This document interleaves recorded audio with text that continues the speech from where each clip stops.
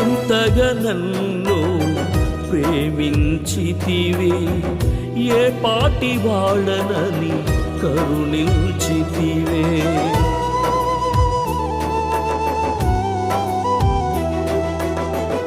ఇంతగా నన్ను ప్రేమించితివే, ఏ పాటి వాడనని కరుణించితివే.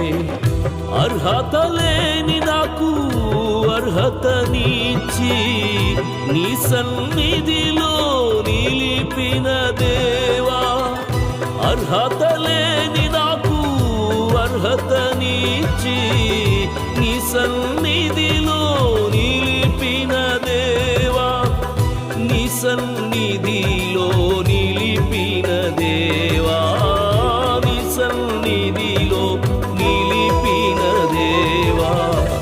నా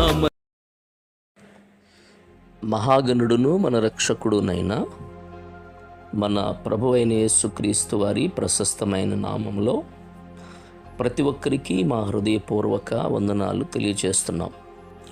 ఇమాన్యుయల్ ప్రేయర్ హోమ్ మినిస్ట్రీస్ ద్వారా ప్రతిదినం అనుదిన జీవవాక్యాన్ని ప్రకటించడానికి దేవుడు మాకిచ్చిన సామర్థ్యమును బట్టి, కృపను బట్టి దేవునికి మహిమ.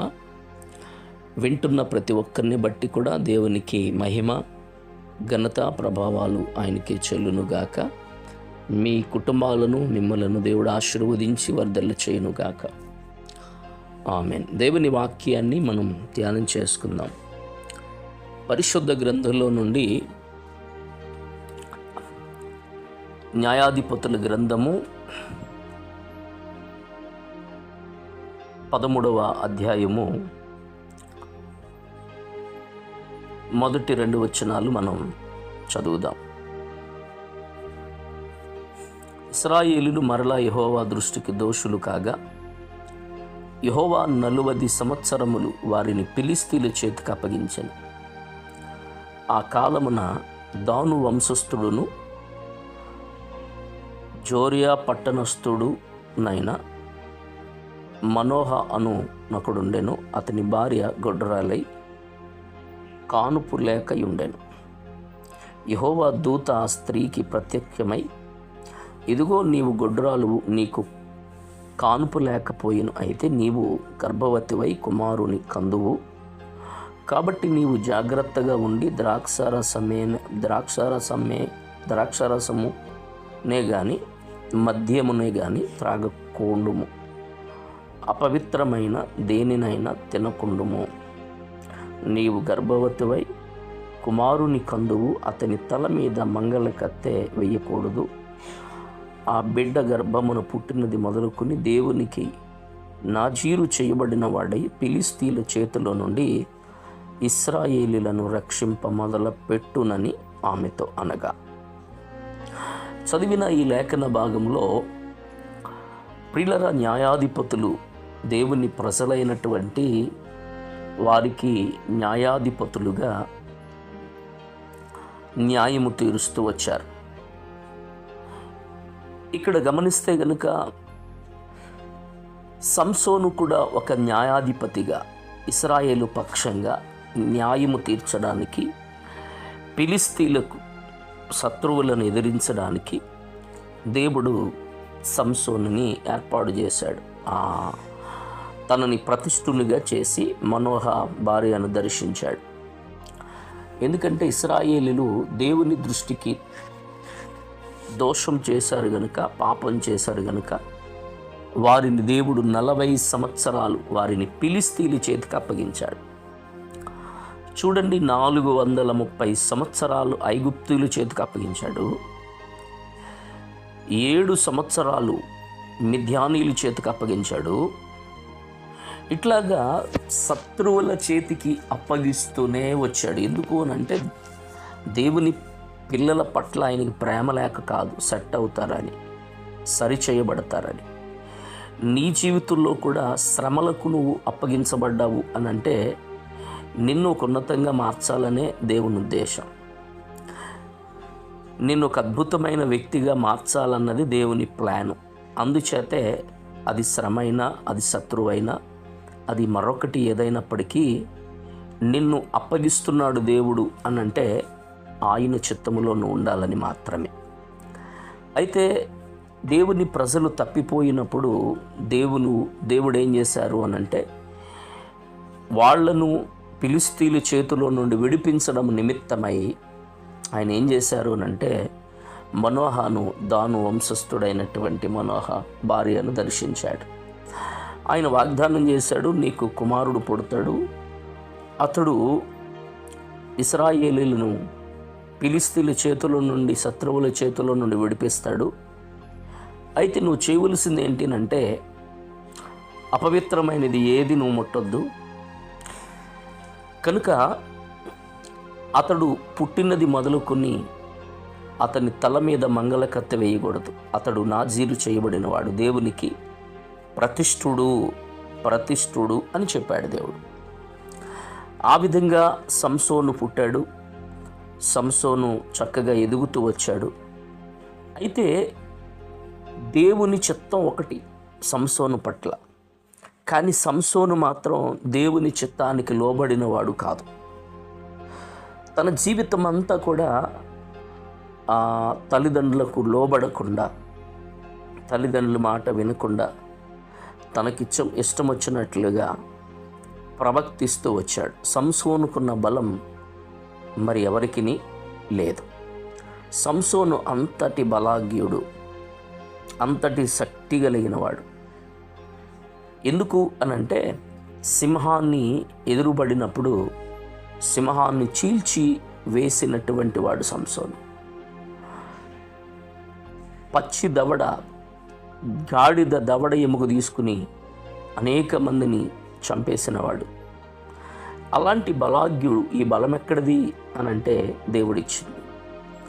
మరి దేవునికి ప్రతిష్ఠుడుగా ఉండవలసినటువంటి సంసోను దేవునికి ప్రతిష్ఠుడు కాకపోవడం ఎంత బాధాకరమో.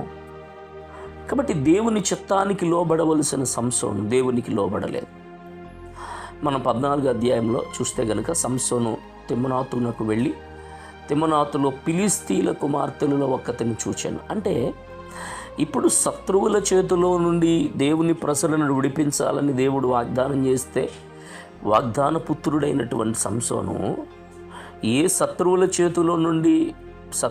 చేతిలో బానిసలుగా ఉన్నారో వారి చేతిలో నుండి దేవుని ప్రజలను విడిపించాలి అని దేవుడు కోరితే ఆ శత్రువుల దగ్గరికి వెళ్ళి ఆ శత్రువుల్లో ఉన్న అమ్మాయిని ప్రేమించాడు సంసోను. ఈ రోజున శత్రువైన సాతాను ఎలాగైనా నేను నాశనం చేయాలని వాడు ప్లాన్ చేస్తాడు. అయితే అతడు తిమ్నాతుకి వెళ్ళినప్పుడు ఫిలిష్తీయుల కుమార్తెలు ఒక దాన్ని చూచి తిని, మీరు ఆమె నాకిచ్చి పెళ్లి చేయాలని తల్లిదండ్రులు తన్నాడు.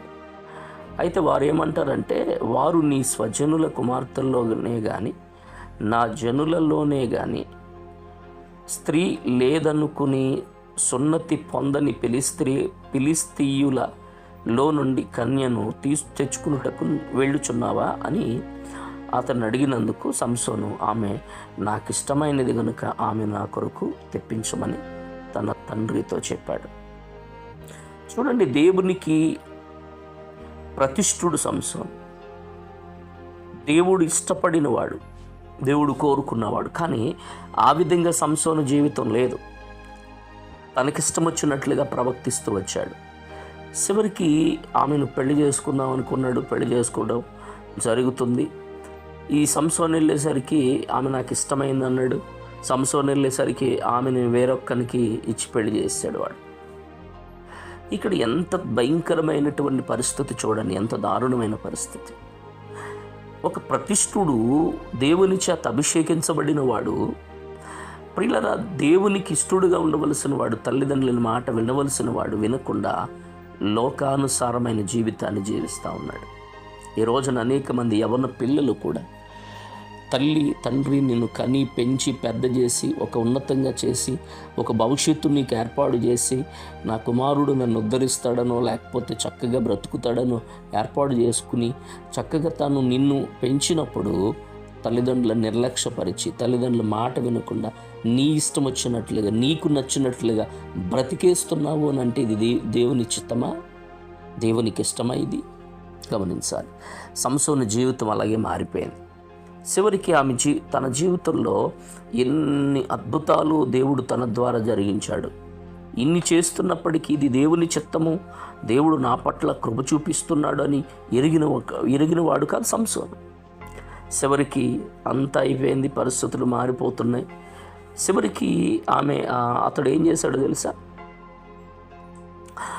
అతని జీవితంలో దేవునికి లోబడడం కంటే, దేవుని చిత్తం కంటే తను పరిస్థితులు భయంకరంగా మార్చుకుని ఆ గొడవ జరిగిన తర్వాత ఆమెను విడిచిపెట్టి, ఇదంతా జరిగిన పరిస్థితి మీరు చదివితే మీకు అర్థమవుతుంది. 16వ అధ్యాయానికి వస్తే అతడు సంసోను గాజాకు వెళ్ళి అక్కడ ఒక వేశ్యను ఒకతని చూచి ఆమె యొద్ద చేరాడు. వేశ్య దగ్గరికి వెళ్ళాడు, ఆమె దగ్గరికి చేరాడు, ఆమెతో ఉంటూ ఉన్నాడు. ప్రియులరా, ఎంత దారుణమైన పరిస్థితి చూడండి.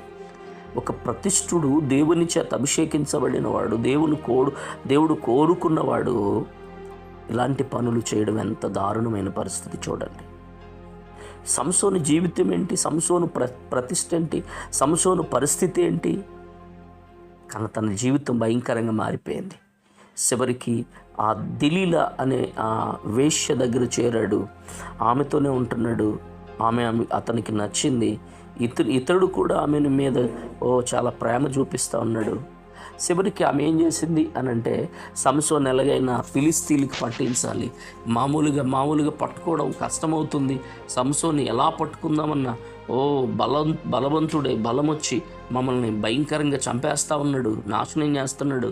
కాబట్టి ఆ బలం ఎక్కడుందో, సంసోను సీక్రెట్ ఎక్కడో, ఆ బలం పోవాలంటే మేమేం చేయాలో అని ఆమె దగ్గరికి వచ్చి ఆమెకు డబ్బిస్తే, ఆమె సంసోన్ని ప్రతిసారి నీ బలం ఎక్కడుందో చెప్పు, నీ శక్తి ఎక్కడుందో చెప్పు, నువ్వు ఎలా బలహీనుడు అవుతావో చెప్పు, ఇలా అడుగుతుంటే అసలు జ్ఞానం రావాలిగా సంసోనికి? రాలేదు.